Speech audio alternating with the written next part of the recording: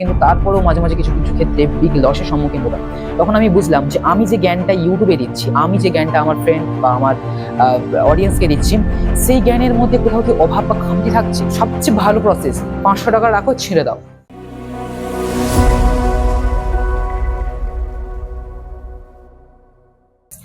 Hello guys, welcome to my channel, welcome to new another video.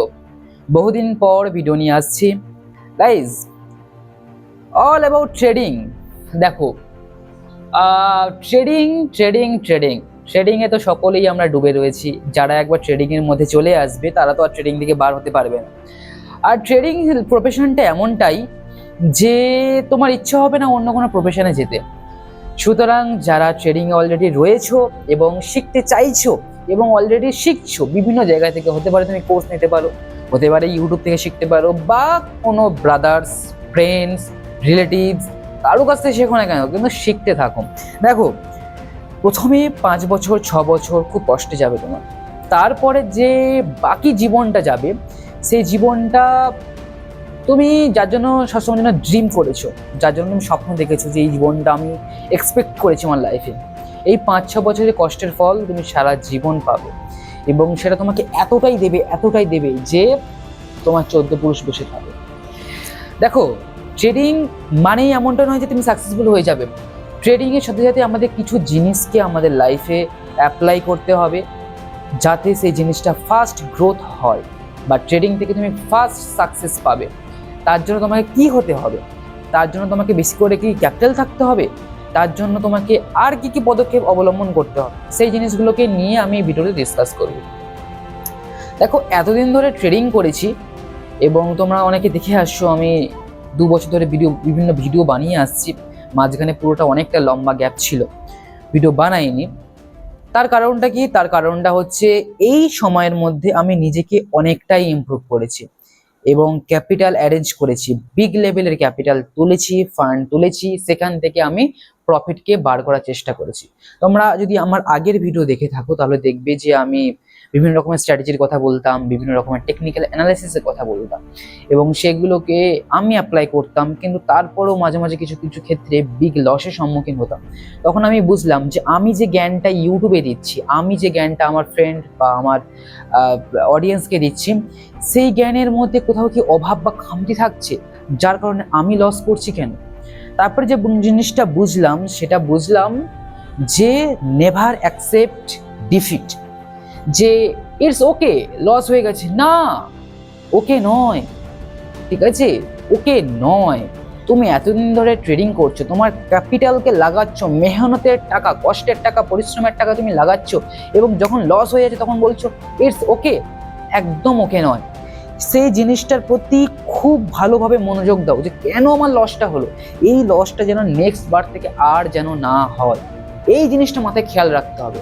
আমরা বলি না যে লস হয়ে গেছে, আচ্ছা ঠিক আছে এই জিনিসটা ভুল হয়েছে, আচ্ছা ঠিক আছে, না, ভুল হবেই না, ভুল কোনো রকম ভাবে হবে না। তার জন্য কি করতে হবে? তার জন্য তোমাকে ডিসিপ্লিন হতে হবে। কিসের ডিসিপ্লিন? যে এই লসটা হয়েছে, এই লসটা নেক্সট বার আমি করব না। যদি করে থাকো লসটা, তাহলে এতটাই নিজের প্রতি মানে কি বলবো, এতটাই মানে সবচেয়ে ভালো প্রসেস, 500 টাকা রাখো, ছেড়ে দাও। এক্স্যাক্টলি যখন তুমি 500 টাকা ফিজিক্যালি ছিঁড়বে তখন দেখবে তোমার মধ্যে থেকে যেন কি একটা হচ্ছে।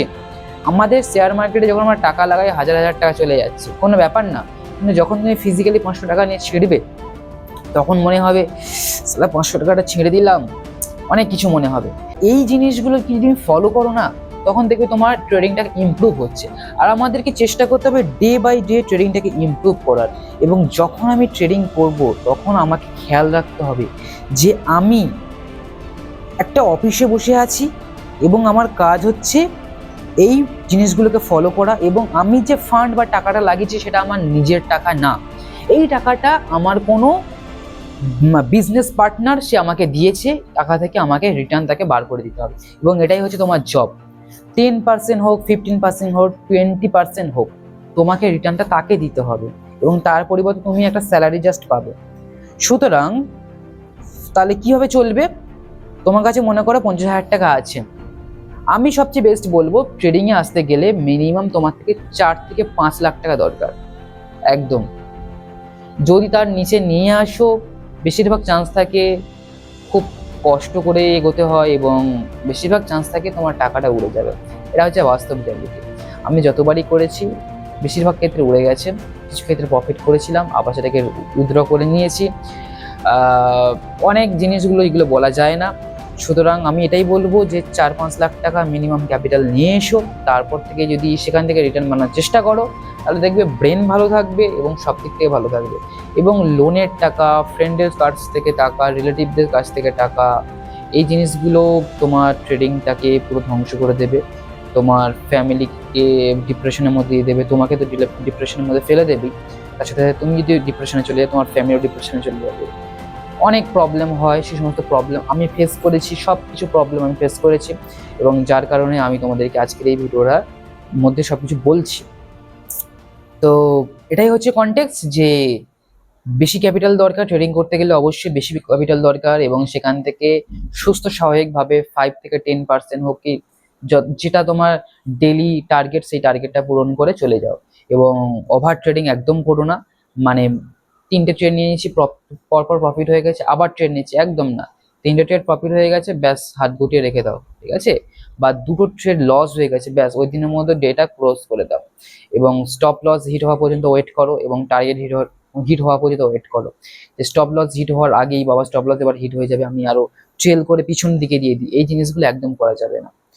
তো অনেক কিছু জিনিসগুলো নিয়ে আমি এর পর ভিডিও বানাবো, এবং এরপর থেকে রেগুলার ভিডিও বানাবো, এবং আশা করব যে তোমরা আমাকে আবার আগে যেরকম সাপোর্ট করেছিলে ঠিক আবার সেভাবে সাপোর্ট করবে। হ্যাঁ, এবং চ্যানেলে নতুন হয়ে থাকলে চ্যানেলটাকে অবশ্যই সাবস্ক্রাইব করে দাও, ভিডিওটা ভালো লাগলে লাইক করে দাও, এবং ভিডিওটা তোমার ফ্রেন্ড সার্কেলের মধ্যে শেয়ার করে দাও। এবং এরপর থেকে দারুণ দারুণ ভিডিও আসবে, কোন কনটেক্সটে ভিডিও বানালে ভালো হয় তোমরা অবশ্যই কমেন্ট করো। তো ভিডিওটা আজকের এখানে শেষ করছি। Tata, good bye.